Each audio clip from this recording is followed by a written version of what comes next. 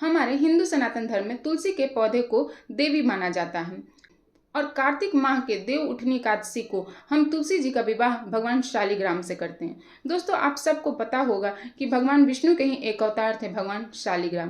पर दोस्तों, क्या आपको पता है भगवान शालिग्राम और तुलसी का विवाह कैसे हुआ? इसके पीछे एक रोचक कथा है। चलिए आज आपको ये कथा सुनाती हूँ।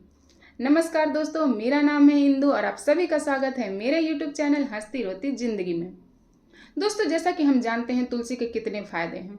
हम उनकी पूजा भी करते हैं, दिया बाती भी करते हैं और हम उनको खाने के भी प्रयोग में लाते हैं। और जब भी हम विष्णु जी और लक्ष्मी जी की पूजा करते हैं तो तुलसी का भोग जरूर चढ़ाते हैं। और साल में आने वाले देव उठनी एकादशी को हम माँ तुलसी तथा भगवान शालिग्राम की विवाह करवाते हैं। पर दोस्तों, इसके पीछे एक बहुत ही रोचक कथा है। चलिए ये कथा आपको सुनाती हूँ। तो कथा शुरू होती है दैत्यराज काल नेमि के घर से। दैत्यराज काल नेमि के घर पुत्री जन्म लेती है जिसका नाम रखा जाता है वृंदा। वृंदा चूंकि असुर के घर में जन्म लेती है, मगर वह बहुत बड़ी विष्णु भक्त थी और बाद में जाके बहुत बड़ी पतिव्रता स्त्री भी बनी। वृंदा जब बड़ी होती है तो उसका विवाह होता है असुर राज जलंधर से। एक बार जब असुर राज जलंधर और देवों का जब युद्ध हो रहा था तो कोई भी देव उसे हरा नहीं पा रहे थे। सब देवगण मिलकर भगवान विष्णु के पास जाते। भगवान विष्णु और यहाँ तक कि भगवान शिव भी उसे हरा नहीं पा रहे थे। तब देवतागण भगवान विष्णु से विचार विमर्श करते हैं कि क्या कारण है कि हम में से कोई भी जलंधर को हरा नहीं पा रहा है, कोई भी उसको परास्त नहीं कर पा रहा है। जलंधर के न हारने का कारण थी उसकी पत्नी वृंदा, जो बहुत बड़ी पतिव्रता स्त्री थी, जो तप बल में लीन थी। भगवान विष्णु जलंधर का रूप धारण करके वृंदा के सामने पहुंच जाते हैं। वृंदा ने जैसे ही उनको देखा उनका चरण स्पर्श किया। चरण स्पर्श करते ही वृंदा का तप बल तो टूटा ही, उसका पतिव्रता भी नष्ट हो गया।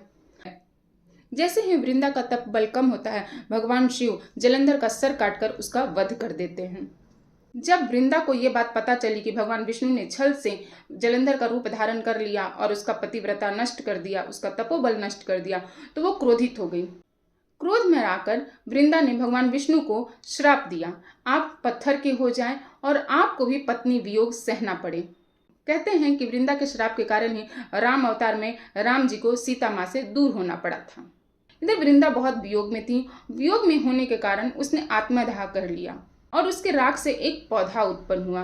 भगवान विष्णु ने उस पौधे का नाम रखा तुलसी तथा उस तुलसी को आशीर्वाद दिया कि आज से तुम्हारी पूजा की जाएगी और आज के बाद जो भी भोग मुझे चढ़ाया जाएगा, अगर उसमें तुम्हें शामिल न किया जाएगा तो वो भोग मैं स्वीकार नहीं करूंगा। चूंकि भगवान विष्णु लक्ष्मी जी के पति हैं, इसी के बाद से ही माँ लक्ष्मी और भगवान विष्णु को जो भी भोग चढ़ाया जाता है उसमें तुलसी का उपयोग जरूर किया जाता है। दूसरे जन्म में जब भगवान विष्णु शालिग्राम का अवतार लेते हैं तब माँ तुलसी का विवाह भगवान शालिग्राम से किया जाता है और वो दिन था कार्तिक माह का शुक्ल पक्ष का देव उठनी एकादशी। तो दोस्तों, इस तरह माँ तुलसी और भगवान शालिग्राम जी का विवाह किया जाता है और उसके बाद से ही हर साल हम इन दोनों का विवाह करते हैं। तुलसी के पौधे के नीचे दिया रखने से भगवान विष्णु तथा माँ लक्ष्मी दोनों ही प्रसन्न होती हैं। दोस्तों, ये छोटी सी कथा थी हमारे सनातन धर्म की। अगर आपको ये कथा पसंद आई हो तो अपने दोस्तों, अपने परिजनों को जरूर भेजिए, लाइक करिए, कमेंट करिए और दूसरे लोगों से शेयर करिए ताकि लोगों को हमारे सनातन धर्म के बारे में पता चल सके। धन्यवाद।